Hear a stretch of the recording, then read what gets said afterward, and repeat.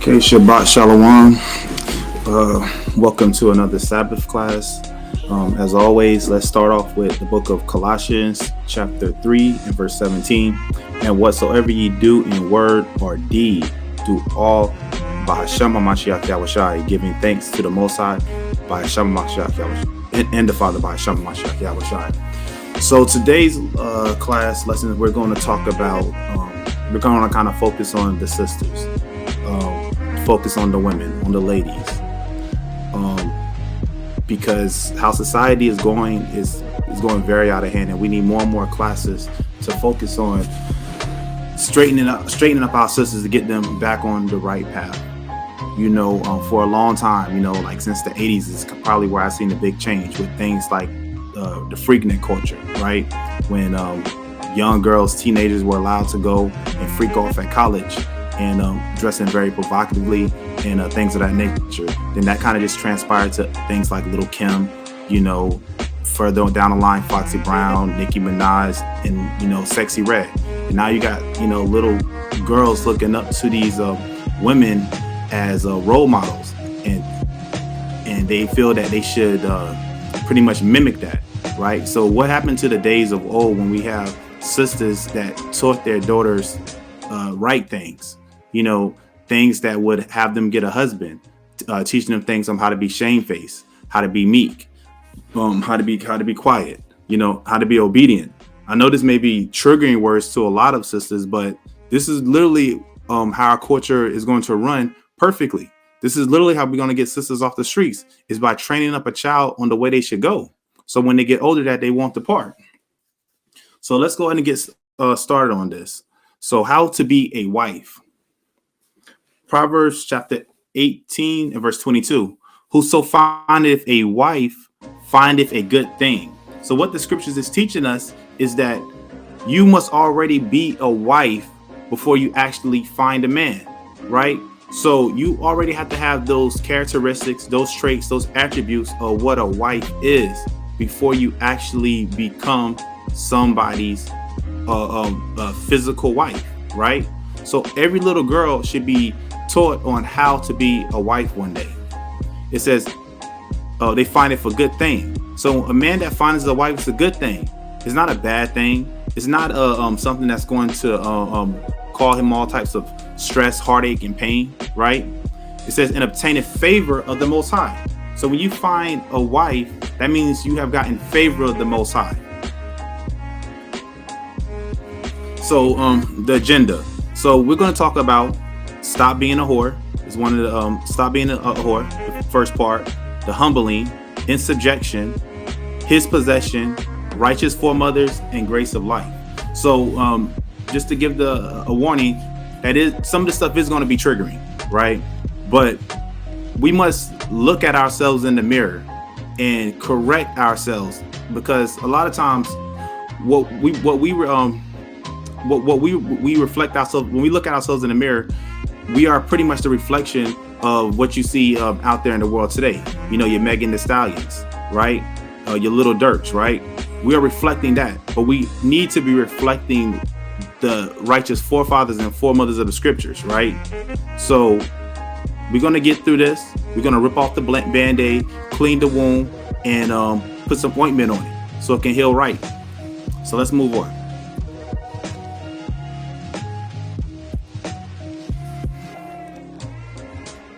Stop being a whore.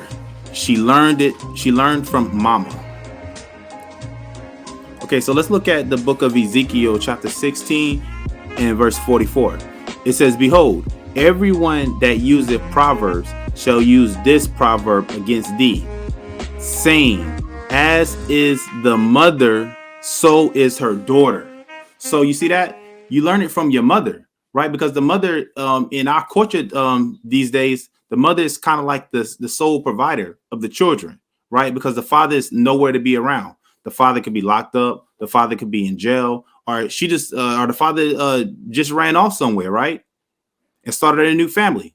So it says, as is the mother, so is her daughter. So when you learn your language, when you learn how to how your culture, you typically learn it from the mother, because the mother is the one that is raising the children, while the man in our culture, he will go off and actually, do something. Like he will work, he will go to war. He'll be trying to provide in some type of way. So the mother will be the one that is raising the children. These mothers today are the ones that are raising the children, but they're raising their children to be little whores, for lack of a better word, right? It's verse 45. Thou art thy mother's daughter. You see that?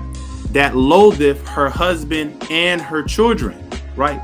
Let's look at that word, loatheth. Loatheth. And this is in the Hebrew H1602, which is gall.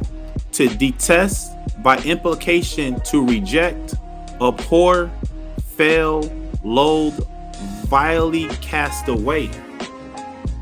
So in the scripture, Ezekiel chapter 16, verse 45, it says, thou art thy mother's daughter that loatheth her husband and her children. So today's mothers, they detest their children. They detest the father. They detest the husband, right? They say, I heard things coming up like, you act just like your daddy, right? In total rejection of that man that they laid down with and had that baby with. It says they vilely cast him away. Tell him, nigga, get out. Go on the streets and stuff like that, right? So it says, thou art thy mother's daughter that loatheth her husband and her children. Meaning she don't like the children. She said, you act just like your daddy. Every time I look at you, I see your dad, right? And all she can think about is her mistakes that she had made in her life, right? Let's read on. Actually, no, let's read the precept. Let's look at the book of Deuteronomy, chapter 28 and verse 56. It says, the tender and delicate woman among you. So you see, in time past, sisters used to be very tender and very delicate, right? It says, which would not venture to set the sole of her foot upon the ground for delicateness and tenderness. So sisters, back in the days, y'all wouldn't even step foot outside because y'all feet were so perfectly pedicured, manicured, mani-pedis going on, right? Y'all had such soft skin and stuff like that. So you wouldn't dare step foot on the ground. You were carried everywhere. Just like a princess of Zion should be, right? So you wouldn't dare be stepping foot and stepping out and jumping off the porch to jump on a blade, right? To jump in some strange man's car, right? Because you would not even be looked at by these other nations, even be touched by these heathens, right? It says, which would not venture to set the sole of her foot upon the ground for delicateness and tenderness. Nowadays, it's all on a woman. Like they say in the streets, it's all on a bee, It says, her eye shall be evil toward the husband of her bosom. So she's going to have an evil eye towards her husband, right? We're reading in Ezekiel chapter 16 and verse 45 that she's going to loathe her husband. She's going to reject her husband, right? Why? Because she's now left to take care of the children by herself.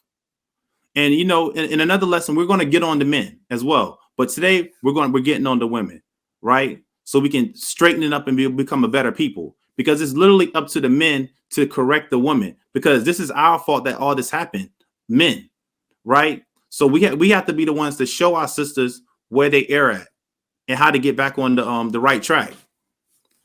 It says, her eye shall be evil toward the husband of her bosom and toward her son. Remember what we said, you act just like your father. It says, and toward her son and toward her daughter. Right. A lot of, Eves, they won't allow their daughter to stay with them because, as soon as she hits her cycle, she's like, you got to go. You got to get up out of there. Little man, little Raekwon can kind of do nothing, sleep on the couch, stay up until 3 a.m. in the morning playing the PlayStation and whatnot. And the mom don't kind of bat an eye. Right. But the daughter, she got to go because she ain't about to be having no baby up inside her mama's house. Right. So you got to get up out of here. This is what happens in our community. Verse 57, and toward her young one that cometh out from between her feet. A lot of sisters, they want to give their children up for adoption, or they want to abort them before they even get there. It says, you got that one Eve, Suki Hana, she says, Plan B and Hennessy. You see that? So it says, and toward her young one that cometh out from between her feet, and toward her children which she shall bear. So she's going to hate She's going to hate her children, her husband, and she's going to not like her children. It says, for she shall eat them for one of all things, secretly in the siege and straitness. Now, historically, during 70 AD, we actually had to eat our children, right? Because it was for no food, right? But on a spiritual level, when it says, for she shall eat them for one of all things, that's now talking about what? Sacrifices. You sacrifice your child, like a lot of the entertainment industry have done, sacrifice their children so they can come up. On the lower level, Eve will sacrifice a child so she can get some EBT, so she can get some WIC. This is eating off your children right here, right? Feeding off your children in one of all things. To buy a new hair wig, right? To put some rims on your car, right? This is this is what our women do these days, right? They'll claim these children on their tax returns and whatnot, and you think that they will do the right thing and get the child what they need, food, shelter, clothing, etc. Right? But a lot of times they buy bundles, that 36-inch Kanka line, right? Or that Yaki, right? So it says, in one of all things, secretly in the siege and straitness, wherewith thine enemy shall distress thee in thy gates. So let's jump back over to Ezekiel chapter 16 and verse 45. So it says, thou art thy mother's daughter that loatheth her husband and her children. So we just got to understand it on that. And thou art the sisters of thy sisters, which loatheth her husbands and their children. Right? So you mean you don't even like your sister's husband and their children. We know how this happens. Talking behind the back, calling up on the phone like, girl, man, I can't stand that. You see her badass kids? Come on now. We know how it goes down in our community. It says your mother was an Hittite and your father an Amorite. What this is talking about is you act like heathens. Your mother act like a heathen and your father act like a Gentile. That's what that's saying right there. Let's move on.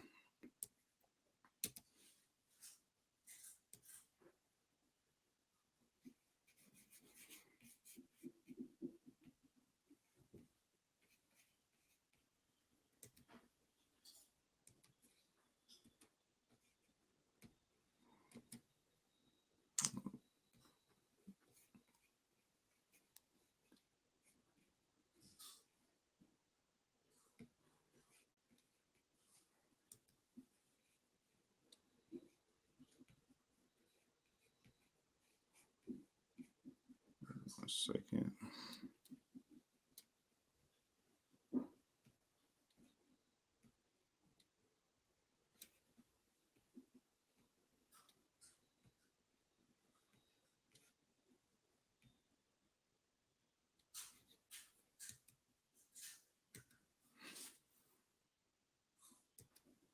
Okay.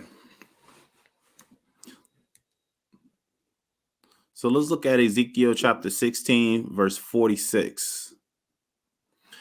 It says, and thy elder sister is Samaria, and her daughter that dwell at thy left hand, and thy younger sister that dwelleth. Oh, man, got a little technical difficulty real quick.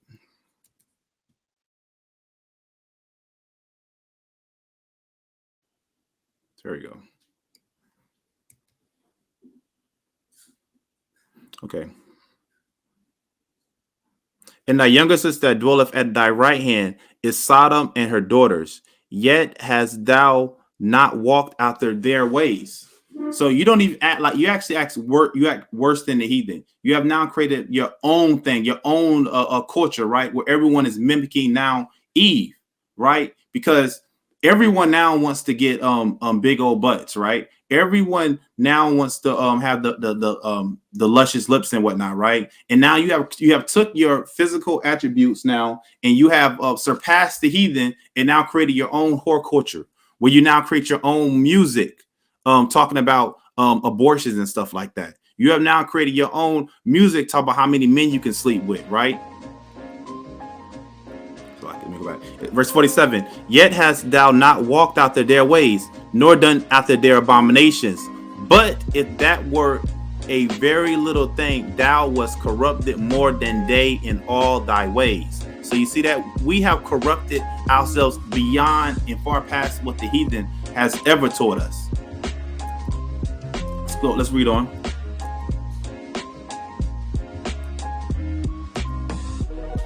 Ecclesiasticus chapter 26 and verse 7. It says, an evil wife is a yoke shaken to and fro. He that hath hold of her is as though he held a scorpion. A drunken woman and a gatherer abroad causeth great anger, and she will not cover her own shame. So you see that? So that's what goes on. These sisters, they go to these nightclubs, they get drunk, they get angry, and then they have the skirt on. The skirt comes up their thigh and stuff like that. And the sister girls try to pull down their skirt and everything. And she's throwing up. One sister's holding their hair while she's just yakking up her whole insides.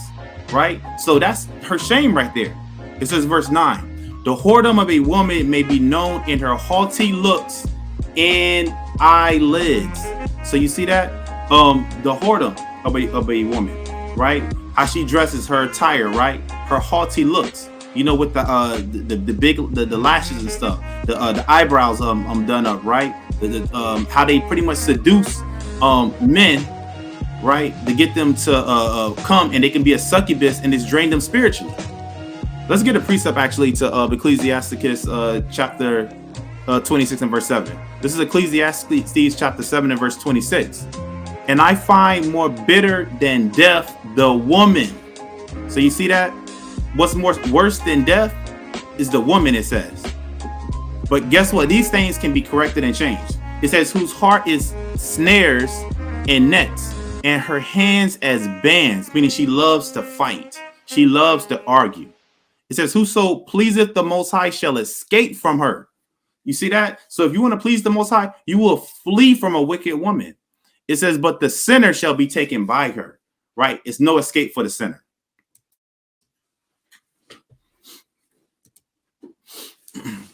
Okay, so it says, let's look at this. Let's look at Ecclesiasticus chapter 26 and verse 10. If thy daughter be shameless, keep her in straitly, lest she abuse herself through over much liberty. So if your daughter is shameless, coming up as a teenager or whatnot, it says don't let her go out, don't let her hit them streets, don't let her hang out with her friends and stuff like that. It says keep her in. Let's look at 1 Timothy 5 and 6. But she that liveth in pleasure is dead while she liveth. You see that? So a sister that she just can't wait to the weekend, right? So she can hit the club, right? She can hit the block, right? Living pretty much in pleasure. She's spiritually dead while she's led alive. She's pretty much the walking dead, right? She's a skeleton. She's pretty much the walking dead. So it says, but she that liveth in pleasure is dead while she liveth. Verse 11. Watch over an impudent eye and marvel not if she trespass against thee. So we're not supposed to you're not supposed to cater to it saying, oh, she looked cute in that outfit, right? You're not supposed to as a mother, right? When your daughter comes to you and she's wearing something provocative and everything, right? And she turns to the side and be like, how does my butt look? You're not supposed to play in and feed into that, right? Let me read that again. But watch over an impudent eye and marvel not. So it says, don't marvel at that. Don't say, oh, she's shapely. She's she's going to be she's going to be just like her mama. It says, if she trespass against thee, she will open her mouth as a thirsty traveler, right? This is talking about young sisters, right? Young sisters growing up and accepting this thought culture right here. It says she will open her mouth as a thirsty traveler when he have found a fountain. So if you are on a voyage, right, you're on a journey and there's no water around. It's dry, desert land or whatever. You can't wait till you find this some ounce of water, a spring of water, anything. The Bible is comparing a sister to a loose woman in the same light, that as soon as she get around men, she's going to just be thirsty. That's how you know this book is about us, because we the only people that talk about thirst traps, right? It says, when he have found a fountain and drank of every water near her, meaning it don't matter what that man look like. He can have some nice Jordans on. He can have a nice haircut. She may like his braids and whatnot. It's something about the guy that she's going to find to like, and she's going to open her legs up to it, to him. Let's read on. It says, by every hedge will she sit down. And we know what that means. And open her quiver against every arrow. So a quiver is the thing that you put arrows in. It's like the basket you put the arrows in, right? So the quiver is equivalent to her legs. She will open up her legs against every arrow. Now we know what the end of an arrow is shaped like, a rod. So she's going to take every Tom, Dick, and Harry, as they like to say in the world, right? This is what has to be corrected. Let's read on. So the humbling. Let's look at the book of Numbers, chapter 12 and verse 14. It says, and the Most High said unto Moses, if her father had but spit in her face, should she not be ashamed 7 days? So the Bible is telling us what used to happen back in the days, things that we need to get back to. It says a teenage girl that wants to be fast, want to act like a little hoe. How do you shame her or humble her? You spit in her face. This is the words of the Most High right here. Because if someone spits in your face, that's going to be very humiliating and humbling, right? That's even worse than getting a whooping in front of all your friends. If your father was to come out and say, get your ass over here, put some clothes on, and then he spit in your face in front of all your friends. That's going to be very humiliating and humbling. This is why I said the men are the one that have to get women back in line. A woman can't do it on herself because the men were given the authority and the power. It says, should she not be ashamed 7 days? Let her be shut out from the camp 7 days, and after that, let her be received again. So the Bible says she's spit in her face and put her inside the house for 7 days until she learns her lesson, and then she can come back into the community again. Because the father ain't about to have no little hoe running around the streets. Let's look at the book of Deuteronomy chapter 22 and verse 21. It says, then they shall bring out the damsel to the door of her father's house. Now, the book of what we just read in Numbers is very important, right? Because if a woman or a daughter is going to continue down that same path of reckless behavior and becoming a hoe and stuff like that, right? The ultimate judgment is death. And this is what the father is actually trying to prevent from happening, right? So let's read verse 21, Deuteronomy 22 and 21. Then they shall bring out the damsel to the door of her father's house, and the men of her city shall stone her with stones that she die, because she hath wrought folly in Israel to play the whore in her father's house. So this back in the days, there wouldn't have been no sexy reds running around here. It just wouldn't have happened. There wouldn't have been no Sukihanas running around here back in the days. There wouldn't have been no summer walkers, right? It says to play the whore in her father's house. So shalt thou put evil away from among you, right? It's put that woman to death so she don't teach another little girl how to be just like her. Verse 22, if a man be found lying with a woman married to an husband, right? Then they shall both of them die, both the man that lay with the woman and the woman. So shall thou put away evil from Israel. Now that's a very important scripture because I heard a song by Sukihana saying that she wants to f this man, this woman's man, and then she wanted to go back to her man, and she want him to get so upset about it that she gets strangled, and he's damn near about to kill her. These are lyrics out of a Sukihana song, right? Let's move on. Let's look at Exodus chapter 22 and verse 16. And if a man entice a maid that is not betrothed, so this is how it's supposed to work. He likes her, he kicks game to her, he gets to know her, and lie with her. He shall surely endow her to be his wife. So now she has to be the wife. Again, what we learned about, we're trying to teach young girls how to be women, young girls how to be future wives, and not how to be future thoughts. Let's look at Deuteronomy 22 and verse 28. If a man find a damsel that is a virgin, which is not betrothed, and lay hold on her and lie with her, and they be found, then the man that lay with her shall give unto the damsel's father 50 shekels of silver, and she shall be his wife, because he hath humbled her. He may not put her away all his days. So let's look at that word humble. So humble is a person submissive, respectful, lowly in manner, humble, lowly in kind, state, condition, or amount. Also to bend, kneel, or bow lower in dignity.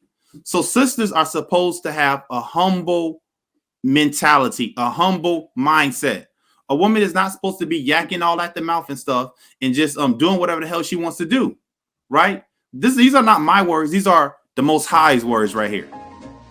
The Most High is saying that a woman is not supposed to be just loose, a busybody in everybody's business, right? Let's look at the book of Deuteronomy chapter 23 and verse 17. There shall be no whore of the daughters of Israel. So it can't happen. It can't be no whores in Israel, right? Because they would have been put to death back in the ancient world.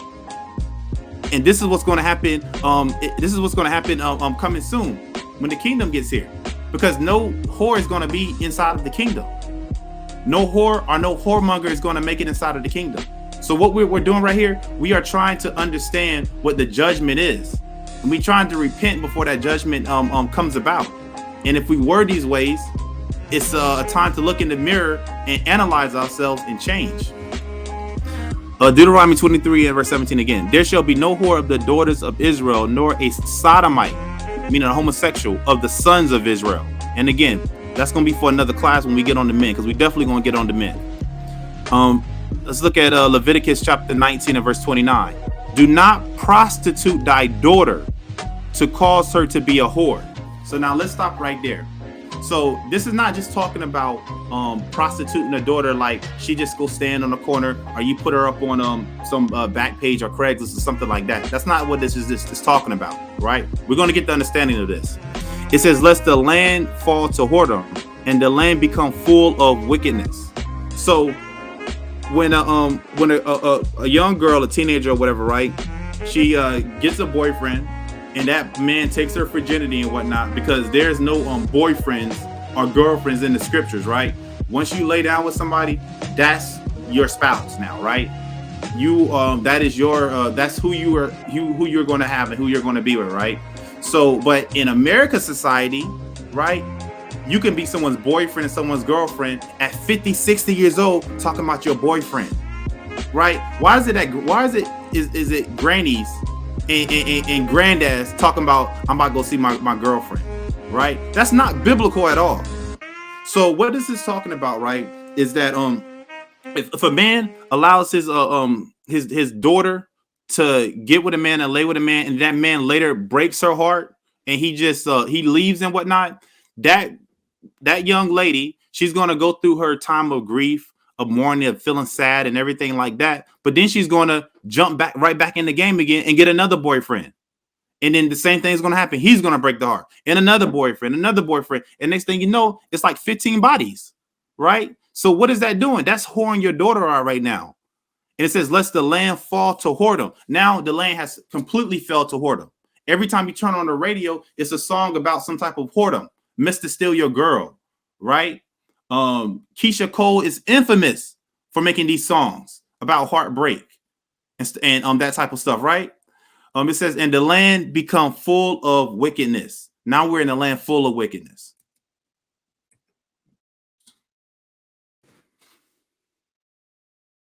Okay, let's look at the book of Ruth, chapter 4 and verse 13. So Boaz took Ruth, right? And she was his wife. Now, when it says she took Ruth, right, he didn't just take her out on a date. No, he took her virginity. It says, and she was his wife. And when he went in unto her, right, when he penetrated her, the Most High gave her conception and she bare a son. Okay. So in subjection. So let's look at the book of 1 Peter chapter 3 and verse 1. It says, likewise, ye wives. Now remember, you must first be a wife before you actually become someone's wife. So little girls are supposed to be learning how to be a wife before they actually become a wife. It says, likewise, ye wives, be in subjection. Now, I know this is going to be a little triggering, but like I said, we have to get through these hurdles right there and return back to our culture, because we each have our special place, right? And again, we are going to get on the men for another lesson and whatnot. But right now, this is for the sisters, right? So it says, likewise, ye wives, be in subjection. So let's look up that word subjection in the Greek. That's from G5293. And the word is hupotasso. And it means to subordinate.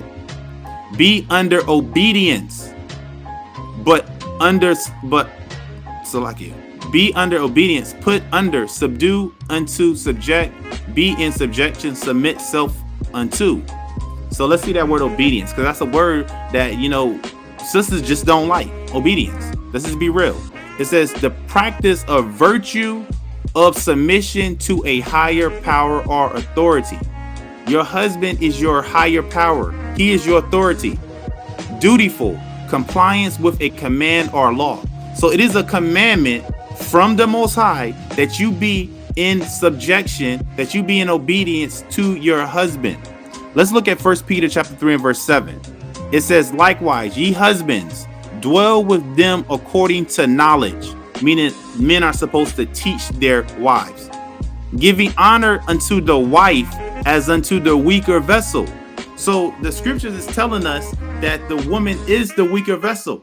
Women are more emotional, physically they're not as strong and capable as a man. But what's going on now? Now sisters got these wide shoulders and these strong hands, because they have to do all the stuff that a man would do, right? I see women now being firefighters. Like, I would not want a woman to come to my house trying to put out a fire. I just want kind of carry a big old heavy water hose to put out a fire. You got to call the police, a woman shows up, right? Like, are you serious? Some 5'2", 5'1" woman shows up with a whole bunch of stuff on her belt, trying to ask you what's wrong. Are you safe? Trying to protect a 6'8" man, right? This thing is all the way backwards, Women shouldn't have to be out there working as hard as they do. We read that in the scriptures that the sisters about ancient foremothers, that they used to be so delicate and so tender, right? But now women got to be strong, got to have a strong back. And men now are, and men it's swapped around. So women have the strong backs, and now men have those wide flared out hips, like they're about to give birth to a child, right? It's so backwards. I'm thinking about that nigga, Saucy Santana. It says, and as being heirs together of the grace of life, that your prayers be not hindered. So you see that? So let's jump back over to 1 Peter chapter 3 and verse 2. While they hold your chaste conversation coupled with fear. So you see that? Let's look at that word chaste. So this is out of the Greek G53, and the word for chaste is hagnos in the Greek. And it means properly clean, that is innocent. So a woman, a wife, a sister is supposed to be clean, right? But that's not what you see today. Women don't want to be clean. Women will leave a same hair weave in their hair for like 9 to 10 months, braids in their hair for 9 to 10 months, right? It says properly clean, that is innocent. Sisters these days ain't innocent. They got some dirty secret inside of their closet that they just keeping to themselves. And the next thing you know, that man opens that closet and a bag of bones just fall out of it. It says properly clean, that is innocent, modest. A sister is supposed to be modest, perfect, chaste, clean, pure. That's what that word chaste means in the Greek. So let's read on verse 3. Whose adorning, let it not be that outward adorning of plaiting the hair. So this is not saying that you can't step out looking good, looking pretty at all. No, it's saying don't let that be what you're all about, what you're made of, right? Well, that's the first thing people see about you. The first thing people are supposed to see about you and notice about you is your chaste spirit, right? Your modest, your modest, your humble spirit about you. Not all the the lashes and the eyeliner and the makeup, the mascara and all that type of stuff, and the perfume and the chain. It's not supposed to be about that. Yes, you can definitely dress like that, most definitely. I'm a brother that likes to see that, right? But that's not what your makeup is supposed to be about. It says, in a wearing of gold or a putting on of apparel. So don't let that be what it's all about, right? Let's read on. Verse 4, but let it be the hidden man of the heart. That hidden man of the heart is talking about your husband, right? I hear a lot, especially in the Christian community, that women says, Jesus is my husband. Jesus is my husband. Sisters love saying that. I'm married to Jesus. Well, how can that be? How can you be married to Jesus, but you disrespect your husband? Because it's an order amongst all things. If that's the case, if all sisters are married to Jesus, that means Jesus is the biggest polygamist there is, right? So it says, but let it be the hidden man of the heart. Your husband is supposed to be the next in line after Hamashiach Yahawashi, who the world calls Jesus Christ. Your husband is the one you're supposed to come through all the answers. But a lot of women don't got that. They got a damn Pookie, Ray man in them that love being on the goddamn PlayStation, that love smoking blunts, that love drinking 40s, right? They don't got that. And we definitely going to get on the men. But right now, this is for the sisters. It says, but let it be the hidden man of the heart, in that which is not corruptible, right? Because your man can't be bought off. You know that you can trust your man, right? You know that your man got your back and he cares about your life and your children's life, right? That's what's supposed to be inside of your heart, in your mind at all times. It says, even the ornament of a meek and quiet spirit. So sisters are supposed to have a meek and quiet spirit, not a loud mouth. Everybody's not supposed to be out there knowing who you are. You're supposed to be that sister that be in the back, all quiet, and you're listening to the class, or you at a school somewhere, a congregation, and the brother's like, man, who's that sister in the back? She's just back there. I didn't see her back there reading her Bible. She be quiet back there. She got her head covered and everything. I wonder who that sister is. That's when you're going to get the attention that you want. But when you're out there just showing off all your goods, right? You become less valuable then, right? We value a damn iPhone more than you value your actual body. Because with a brand new iPhone 15, you most definitely is going to put a damn case or cover over iPhone 15 to make sure it don't get no scratches or it gets dropped. But your body, you'll show it all off. You'll wear the mini skirt, you'll wear the midriff, you show the cleavage and everything like that, and put no care in it at all, right? But to a material thing, you will try to make sure it doesn't get damaged and scratched up. Verse 5. Actually, let me finish verse 4. Even the ornament of a meek and quiet spirit, which is in the sight of the Most High, of great price.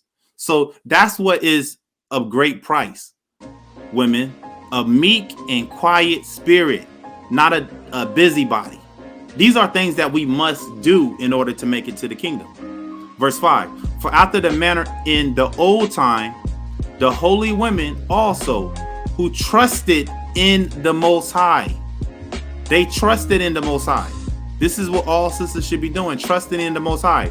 Adorn themselves, being in subjection. We just looked at that. Subjection, meaning obedience unto their own husbands. You see that? So you have to listen to what your husband tells you, right? If in righteousness, right? If he's teaching you the scriptures.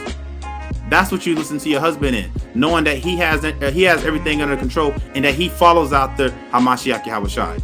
Verse 6, even as Sarah, you see that? Obeyed Abraham, calling him Lord, right? Sisters these days, they wouldn't dare call their husband Lord, my Lord, my Lord. They wouldn't dare do that. But they'll say that to they'll call Jesus, somebody who they had never seen before, call him Lord, but not their own husband. But here in the New Testament, it tells us that Sarah called her husband Lord, or Adawan in the Hebrew, whose daughters ye are, as long as ye do well and are not afraid with any amazement. Let's look at 1 Corinthians chapter 14, verse 34. It says, let your women keep silence in the churches. Now, this is a straight cut to all Juanita Bynums out there. All women out there that want to get in front of the pulpit and call themselves teaching and leading the congregation. In the New Testament right here, it says you are to be quiet in the church, not get up there and start teaching something, right? This is how we fell from the get-go, following behind Eve.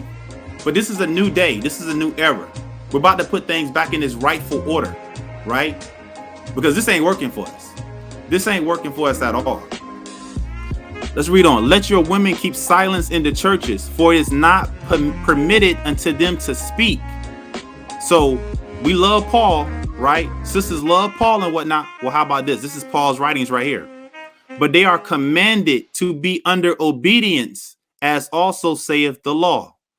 And if they learn anything, so if a sister's going to learn anything, right? let them ask their husbands at home. So you're not supposed to be up there in the pulpit teaching and leading men. That's totally off. It's off.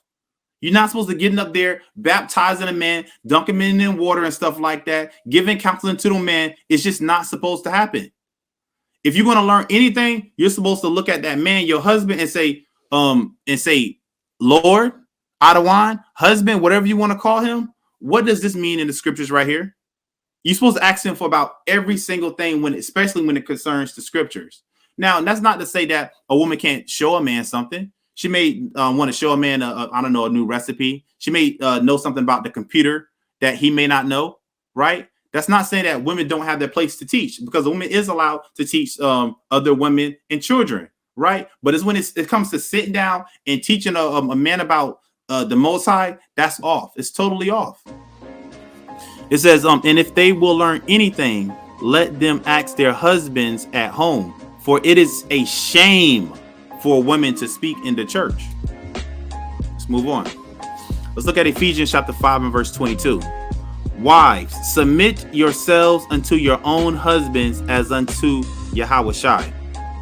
For the husband is the head of the wife. Here's the order. Even as Christ, Hamashiach Yahushua, is head of the church, and he is the savior of the body. Therefore, as the church is subject unto Hamashiach Yahushua, so let the wives be to their own husbands in everything. Not some things, but everything. Let's look at the book of Ruth, chapter 3 and verse 3. So we're going to get some examples on what women should be doing. If you have questions on what you should be doing. It says, wash thyself therefore and anoint thee. So when your husband is off at work, right, and he calls you and say, hey babe, I'm on my way home, right? A woman, Ruth, she was being told by I believe by Naomi, her mother-in-law. But Naomi was telling Ruth, her daughter-in-law, right, how it's supposed to be told on what you need to do to make Boaz happy. So this is an example on what sisters should take and also do as well. It says, wash thyself therefore and anoint thee. So you're supposed to wash up and pray, right? And put thy raiment upon thee. It says get nice. You might have been home all day and everything, but now freshen up and start to look nice, right? It says, and get thee down to the floor. It means go downstairs now, right? It says, but make not thyself known unto the man. So when that man walks inside the door, don't immediately be all up in his face and whatnot and be like, you got off at 5 o'clock. It's 5:15. What took you so long? No, don't let that man, kind of kick back and relax a little bit when he comes home, right? It says, but make not thyself known unto the man until he shall have done eating and drinking. So the man gets there, you put his food there, you put his drink there and stuff like that. And then you say, hey babe, how was your day? What happened, right? This is proper procedure on what the Bible teaches how a woman should treat her husband, right? Verse 4, and it shall be when he lieth down that thou shalt mark the place where he shall lie. So maybe that man might have a lazy boy that he likes, right? Or he may have a recliner that he likes to be on, or maybe he likes to be on the computer doing whatever he does on the computer, right? It says make that little spot nice for him, that little area nice for him, right? Maybe burn some frankincense and burn some incense or whatever it may be. Put on a little music wherever he likes to listen to and whatnot. It says, and thou shalt go in and uncover his feet. So give that brother a foot massage after a long day, and lay thee down, and he will tell thee what thou shalt do. So now that he's all relaxed, he's chill, he may say, hey babe, let's sit back and watch a movie. Or hey babe, I'm feeling kind of, what tonight, he's going to instruct you on what you should do, right? Because now he's going to make you happy. Verse 5, and she said unto her, all that thou sayest unto me, I will do. This is Naomi teaching her daughter-in-law Ruth on what she needs to do to make Boaz happy, right? These are notes that women should be jotting down. Like, wow, it's like that, because that's going to change that whole man's mindset. Verse 6, and she went down into the floor and did according to all that her mother-in-law bade her. So this is what you're supposed to be learning from your mama right here. right? This is what you're supposed to be learning from your grandma right here, right? On how to be a wife, just as Ruth was learning how to be a wife. Let's move on. You're his possession. Let's look at Ecclesiasticus chapter 36 and verse 24. He that getteth a wife begetteth a possession. You hear that? A possession. That means you belong to him. A help like unto himself, a pillar of rest. So you're supposed to be now a pillar of rest to your husband, not a pillar of stress, right? You're supposed to be there to rub his head and hear how the world treated him that day. And now when he comes home, he's in heaven. A man is not supposed to pull up to his house, sit in the driveway for about 10 minutes, take that deep breath like, man, I gotta go up in here and hear all this. And as soon as he go inside there, he hears all that. You know, kids running around, snotty noses, diapers ain't been changed, everything's just a mess everywhere. Right? He ain't supposed to come home to that. Right? Let's look at Numbers chapter 30 and verse 13. Every vow and every binding oath to afflict the soul, her husband may establish it, or her husband may make it void. So when you're your husband's possession, the Most High is telling you that that man has so much power of you. Even your prayers can be stopped by your husband. If you call yourself somewhere, being in secret somewhere, and you making a prayer, talking about Lord, please, you know, I just want to be able to go out to this club this weekend, and I want to see that one heifer there, and I want to just be so fine and so fresh that she just get pretty much ignored at the club, right? If her husband hears that vow and whatnot, he's supposed to say, look, Most High, void that wicked prayer that my wife made, and straighten her up. Or if it's a prayer in righteousness, and she's praying with her head covered facing the east, saying, Most High, please make our relationship stronger, bring us more finances, do this, that, make my husband be get that promotion at work. And the husband hears it, he's supposed to say, you know, grant that prayer. So this is the power that a man has over his woman, over his wife.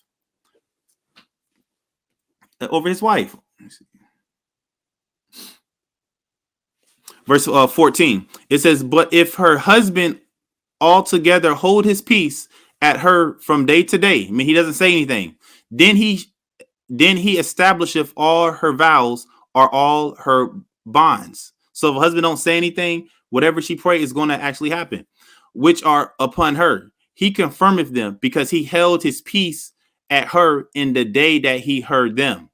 But if he shall anyways make them void after that he have heard them, then he shall bear her iniquity. So whatever happens because of her prayers, it happens. If they go into debt, it's because he didn't void that prayer. If she leaves him, it's because of that prayer. If they get a house, you know, if they come up with some money, some finances, it's because he let that prayer ride out. Verse 16, these are the statutes which the Most High commanded Moses between a man and his wife, between the father and his daughter. You see that? So a woman is supposed to leave her father's house and then go into ownership of her husband. A woman is never supposed to be out there, just out there willy-nilly, you know, doing whatever she wants to do.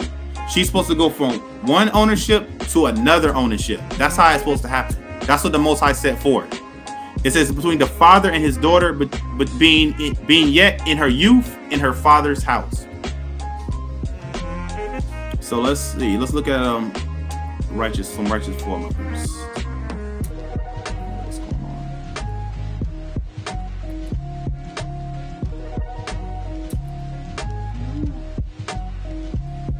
1 second. Let me reshare the screen again.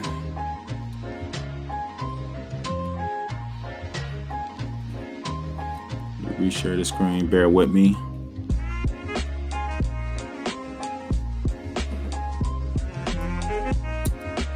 Okay.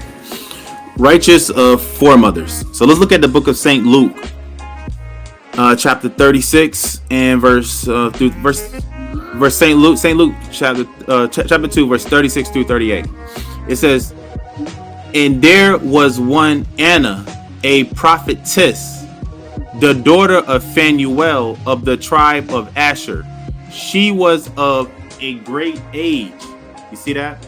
And had lived with a husband 7 years from her virginity. Right? So her husband, he pretty much he passed away, right? It says verse 37, and she was a widow of about 84 years, which departed not from the temple. So when her husband had passed away, guess what? Her ministry now became doing tending to the Most High's works, doing the things that the Most High wanted her to do, right? So sisters, you're allowed to do this. You're allowed to do strictly the Most High's work. If you don't feel you want to be married or whatnot, then guess what? Now you have to do the work of the Most High and the work of the ministry, just like Sister Anna did. It says, which departed not from the temple, but served the Most High with fasting and prayers night and day. And she coming in that instant gave thanks likewise unto Hamashiach Yahushai, and spake of him to all them that looked for redemption in Jerusalem. So unmarried sisters, right? Your job is, if you don't want to have a husband, right? Then your job is to what? Preach the word of Hamashiach Yahushai, who the world calls Jesus Christ. That's your job. That's your that's your lot in life. That's what you should be doing. Let's look at Acts chapter 9 and verse 36. It says, now there was at Joppa a certain disciple named Tabitha. Now this is another sister, another righteous foremother, which by interpretation is called Dorcas. This woman was full of good works and alms deeds which she did. So this sister, Dorcas, she had a whole bunch of nothing but good works. Tabitha, she had nothing but good works. This is what sisters should strive to do. Be like Sister Tabitha. Verse 37, it says, and it came to pass in those days that she was sick and died, whom when they had washed, they laid her in an upper chamber. And for much as Lydda was nigh to Joppa, and the disciples had heard that Peter was there, they sent unto him 2 men, desiring him that he would not delay to come to them. Then Peter arose and went with them. When he was come, they brought him into the upper chamber, and all the widows stood by him weeping, and showing the coats and garments which Dorcas made while she was with them. So now this sister Dorcas, she had a whole bunch of good works, but what she was known for was the fine garments and coats that she made, right? So this was all being shown to Peter, all her wonderful garments and clothing that she had made for the people. Verse 40, but Peter put them all forth and kneeled down and prayed, and turning him to the body said, Tabitha, arise. And she opened her eyes, and when she saw Peter, she sat up. So this woman was such a woman of good works and righteous works and good deeds and whatnot, that they wanted to, the people did not want her to die. They didn't want her to leave the earth so soon. So Peter rose this sister Tabitha up from the dead. You see that? Now, sister, ask yourself, are you worthy to be risen up from the dead? Right? Because this class right here is a spiritual arising from the dead. Right? That was a physical arising that happened, a physical miracle that Peter did. But right now we're doing a spiritual miracle right now in trying to raise the sisters up from the dead. Verse 41, and he gave her his hand and lifted her up. And when he had called the saints and widows, presented her alive. That's what you want to be, sister. You want to be presented alive, right? If you used to be known as that woman that was a hoe, guess what? Now you can be known as a sister that's of the Most High, a spiritual sister, right? A sister that has nothing but good works and keeping the law, statutes, and commandments, and the Most High will bless you. Verse 42, and it was known throughout all Joppa, and many believed in Hamashiach Yahushai. Grace of a wife. So let's look at the book of Ecclesiasticus, chapter 26 and verse 13. The grace of a wife delighteth her husband. You see that? So these are like key points right here, sisters, to really look into. It says the grace of a wife delighteth her husband, and her discretion will fat his bones. So you being discreet, shamefaced, quiet, and whatnot, that's going to make your husband happy and delightful. Verse 14, a silent and loving woman is a gift of the Most High. You see that? That's a gift from the Most High, a silent and loving woman. And there's nothing so much worth as a mind well instructed. Sisters are supposed to have a well instructed mind on what to do and how to maneuver. So when their husband is not there, let's say during Jacob's trouble and martial law comes about, right? And there's no food on the shelves and her husband hasn't made it home yet. She should be able to have that proper instruction inside her mind on where she needs to go to, where's going to be the rendezvous point, where they got all the cash and everything at, and they can get out of town. That sister's supposed to be so well instructed, so obedient that she knows what to do in a crisis, right? Because her husband taught her well, right? She's not just running around here like a chicken with her head cut off. Instruct is to tell, inform, impart knowledge or information. I feel sorry for a lot of sisters out here these days because they're dealing with a kid that only thing he can really instruct you on is how to play Madden or how to play Call of Duty, right? So that's what you call a mind that's well instructed. A man that he's done taught his woman how to be tactical, how to shoot a firearm, right? How to distill water, right? These are the things how you most importantly has taught his woman about the Most High Yahweh and his son Hamashiach Yahushai. Let's read on verse 15. A shamefaced and faithful woman is a double grace. So shamefaced, let's look at that. Modest, humble, virtuous, also ashamed of one's behavior. A sisters are supposed to be ashamed of their behavior if it's unbecoming of these righteous foremothers that we just went over, right? You should be ashamed of yourself. You should be ashamed to walk out outside wearing some leggings, you know, with the damn camel toe showing. You should be ashamed of that. You should be ashamed to show everybody your figure, your physique and everything when that's only supposed to be for a worthy and a righteous man. You should be ashamed to just walk out. I remember when that actually became a thing, when sisters started just wearing yoga pants every single wear. That happened probably within the early 2000s, where sisters just started wearing yoga pants everything everywhere they go. Walmart yoga pants, Target yoga pants, Roost Chris yoga pants on. Like, I mean, I remember when that became a thing. Sisters used to step out looking nice, you know, bracelets on, you know, modest dressed on and stuff like that. Pearls on their neck, gold on their neck, whatever it may be. You know, the hoop earrings and everything, because your sisters love hoop earrings. You know, but all that it changed. It changed up because we wanted to learn the ways of the heathens. We wanted to learn the ways of the other nations, and we wanted to be independent, right? Let's read on. Verse 15. A shamefaced and faithful woman is a double grace, and her continent mind cannot be valued. So you see that you have an invaluable mind. You can't put a price tag on it. Ecclesiasticus chapter 26 and verse 16. As the sun when it ariseth in the high heaven, so is the beauty of a good wife in the ordering of her house. You see that? The woman knows how to keep everything in line, right? Because for the most part, a man is going to leave the house to the woman and let her decorate it. You know, let her run the children on how she sees best fit, because the woman is kind of the first teachers, because they're there with the child most of the time, right? So a man is kind of going to just step back. You know, he's going to bring in the money, bring in the bread and stuff like that, and kind of let his woman do whatever she wants to do, right? And a woman can pretty much get anything out of a man if she's obedient.